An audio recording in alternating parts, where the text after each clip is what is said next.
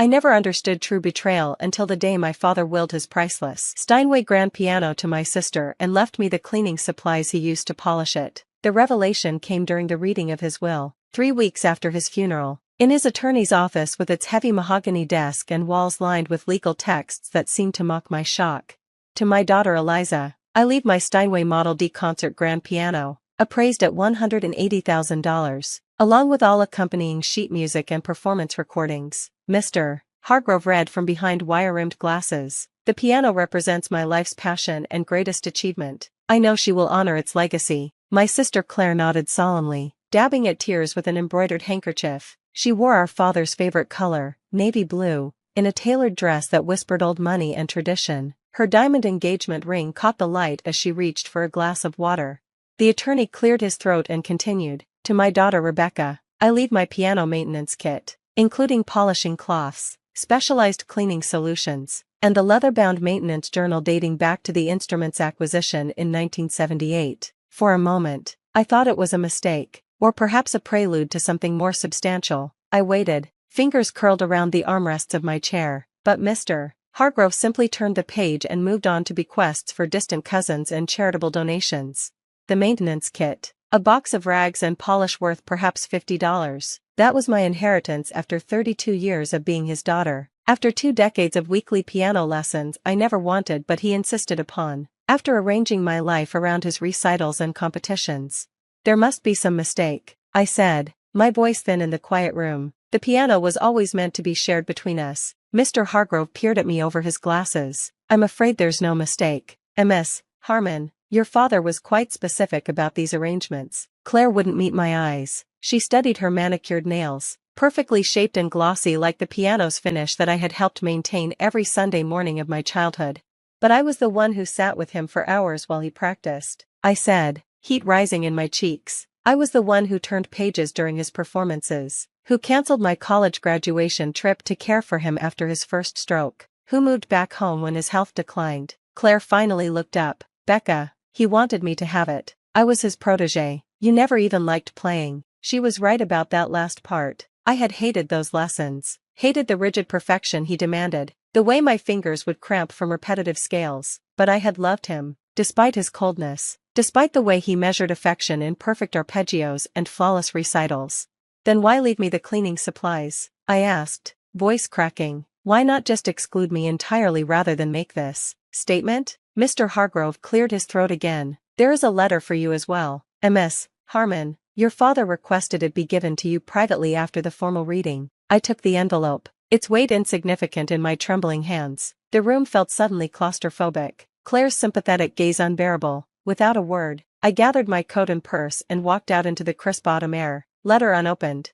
3 hours later, I sat in my apartment surrounded by cardboard boxes. I'd been in the process of moving to a larger place, anticipating that I might inherit some of Dad's furniture or perhaps even the piano. The irony wasn't lost on me as I stared at the letter on my coffee table.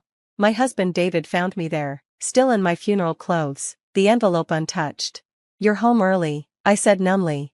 David set down his briefcase and sat beside me, his arm warm around my shoulders. Meeting finished sooner than expected. How did it go? I gestured to the letter. He left Claire the piano, worth nearly $200,000, and he left me the cleaning kit. David's arm tightened around me. That doesn't make any sense. You were always there for him. Apparently that wasn't what mattered. I picked up the envelope, turning it over in my hands. He left me this letter too. Some explanation, I guess. Do you want me to leave you alone to read it? I shook my head. Stay, please. With unsteady fingers, I broke the seal and unfolded a single sheet of stationery. My father's elegant, slanted handwriting filled the page, the same hand that had marked up my sheet music with critical notations for 20 years.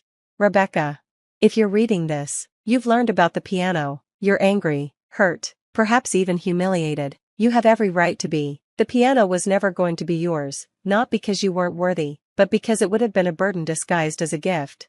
You never loved music the way Claire and I did. You performed adequately but without passion. What you did love was taking care. You organized my life, maintained my home, polished not just the piano but everything around you until it gleamed. You were the one who remembered birthdays, who knew when the piano needed tuning, who kept the maintenance journal more faithfully than I ever did.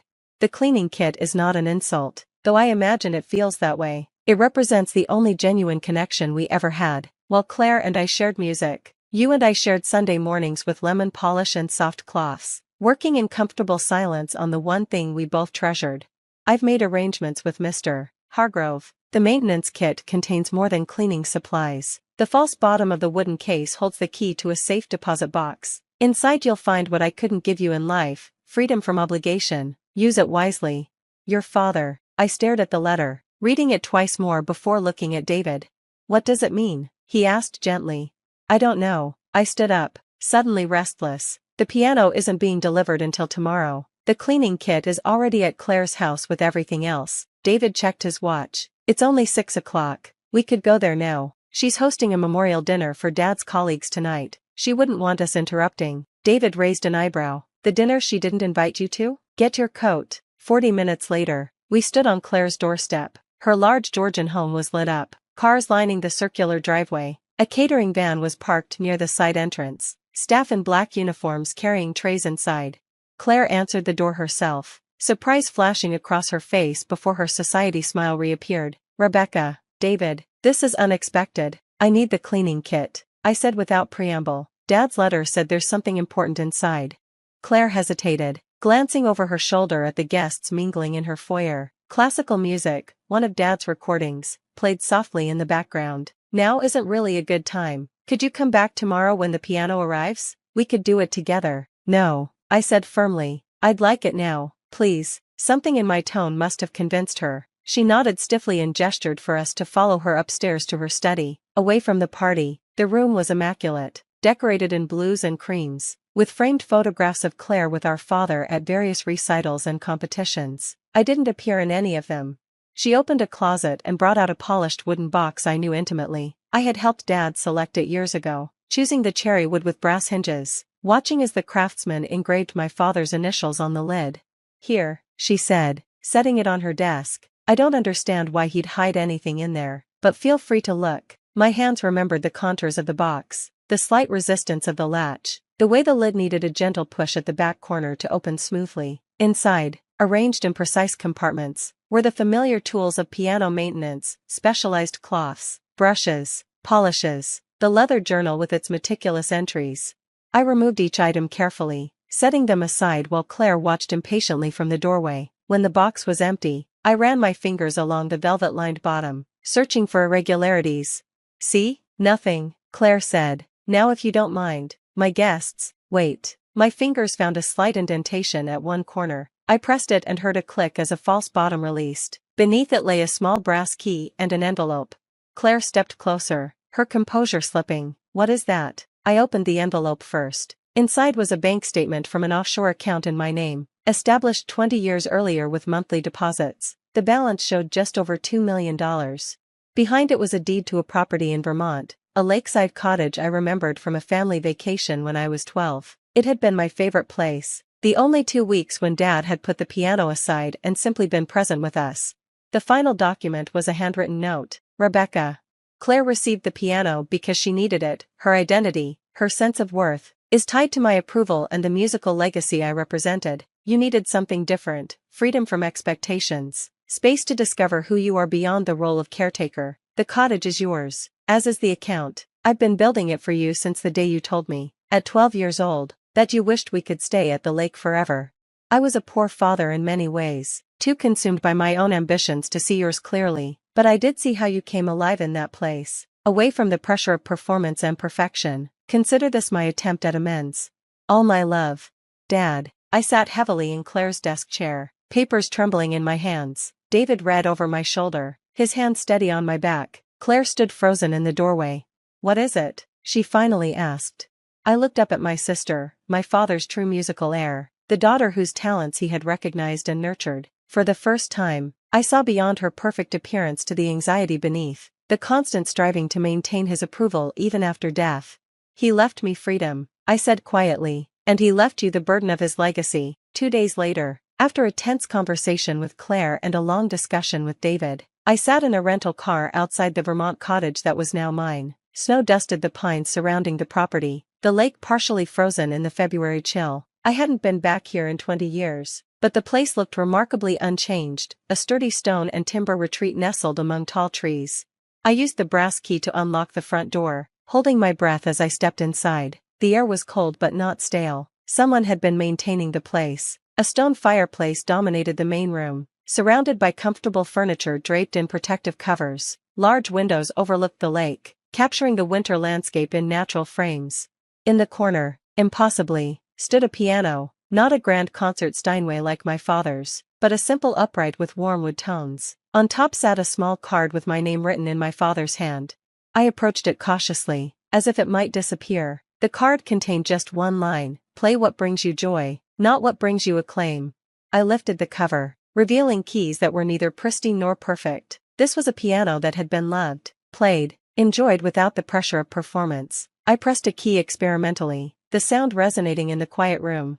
For the first time in years, I felt drawn to the instrument rather than obligated to it. I sat on the bench and placed my hands in position, not for the classical pieces my father had insisted upon, but for a simple song I had loved as a child. My fingers were rusty, the melody imperfect, but as I played in that quiet cottage that was now mine, I felt something long dormant awakening, not my father's passion for technical perfection, but my own appreciation for the simple joy of creation. David found me there an hour later, still playing, tears streaming down my face. He set down our bags and sat beside me on the bench, not speaking, simply present as I rediscovered a part of myself long buried under obligation and expectation. That night, as we sat by the fireplace with mugs of hot chocolate, I opened my father's maintenance journal. Beyond the meticulous records of tunings and polish applications were margin notes I'd never noticed before, small observations about my childhood, moments he'd treasured but never spoken aloud. "Rebecca helped polish today. She has her mother's careful hands and thoughtful focus." Rebecca fell asleep during practice again, curled on the window seat, played softer so she could rest. Rebecca's graduation today. Immensely proud though I couldn't say it properly, must try harder to show her.